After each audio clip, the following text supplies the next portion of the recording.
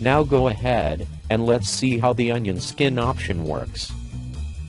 I change also the type to normal. I will select the second frame inside my TLV sequence, and activate the relative onion skin toggle, by clicking here. Now, I'm able to see the colors of the first frame, that is behind the current one.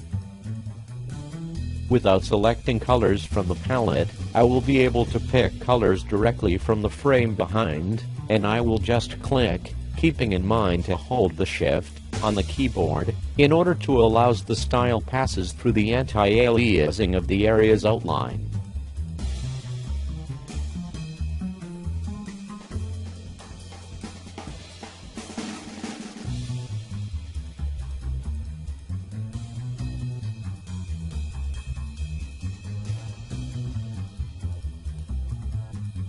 Now, to refine my drawings, I deactivate the onion skin option, and continue filling manually the remaining part, using, for instance, freehand, and selecting the different colors. So, for the shoes, for the hat, for the hair, and eyebrows, and, at last, for the eye. It is also possible to combine the onion skin option with the rectangular type to obtain a kind of autofill. I move to the frame 3, activate the onion skin toggle here, and I have just to trace a box around my character, and I will continue in the same way on the frame 4 and 5.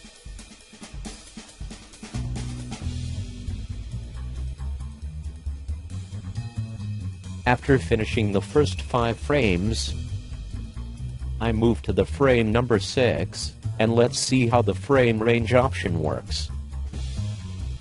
Frame range allows you to filling a range of frames by clicking in the first, and then in the last, frame of the range. You can also shift-click to define the filling position for intermediate frames. Now select the hair color, select the normal type, and click in the hair area to create the first reference point. And this red cross appears. Now, move to frame number 10, and click again to define the second frame of the range. Now, if I check the sequence, all the hair inside of this range are filled. I'll do the same for the jacket,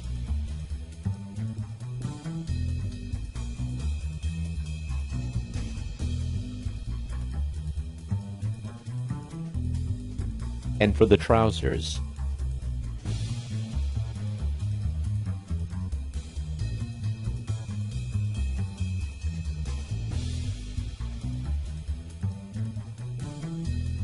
Now, let's color the face. Selecting the skin color, and increasing the minimum fill depth to maximum value.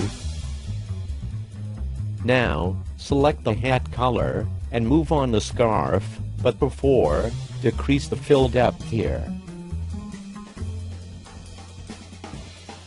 Move on second part of the scarf end,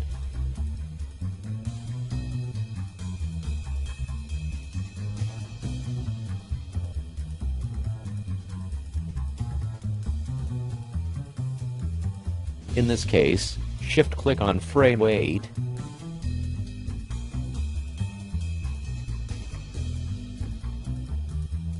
now proceed for the hat.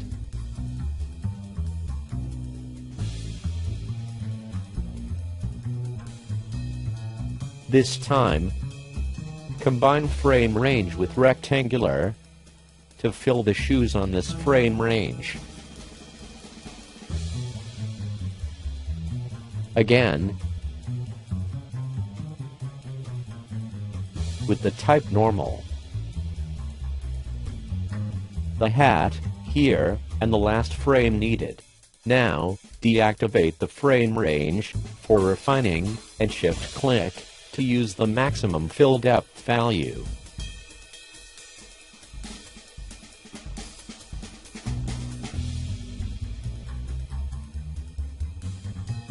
Now, move on for the button.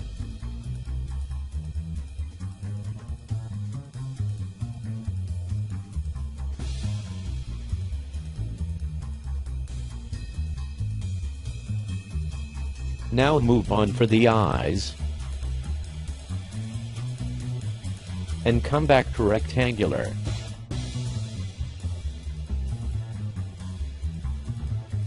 Let's check the jacket on the last frames. Now, we can combine the frame range with the selective option. That prevents the painting operation will be performed on the already painted areas, so we use the rectangular to fill the tuft and the eyebrows,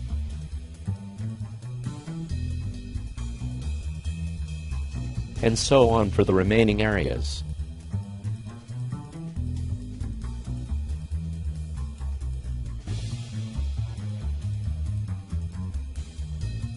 Deactivate frame range to refine some remaining parts.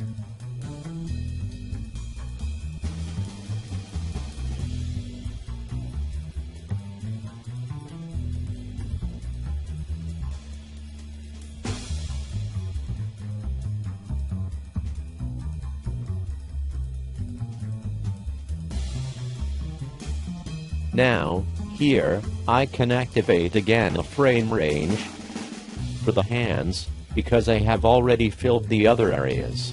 For that, I can use also the rectangular. Now, refine what remain. Deactivate again the frame range.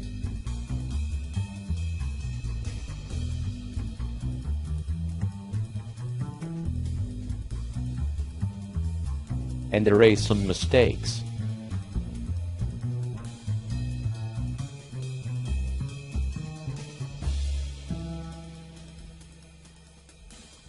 I perform the final check, activating the transparency to check if I filled up correctly all my drawings.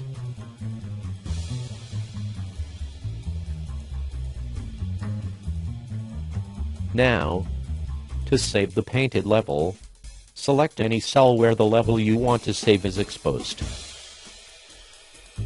Choose File, Save Level As, and retrieve the folder where you want to save your level. For instance, Painted Drawings. Choose a name, like Page 1 TLV. Note that also the related level palette, TPL, will be stored in this folder.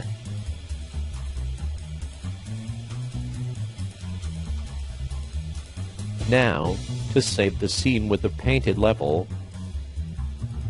select File, Save Scene As, and, in the browser that opens, assign BP Scene as name,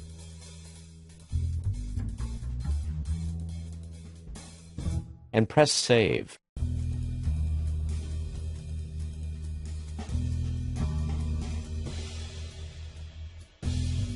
If I move to the browser room, I will retrieve both the Page 1 TLV and the related palette, TPL, I saved in the My Painted Drawings folder.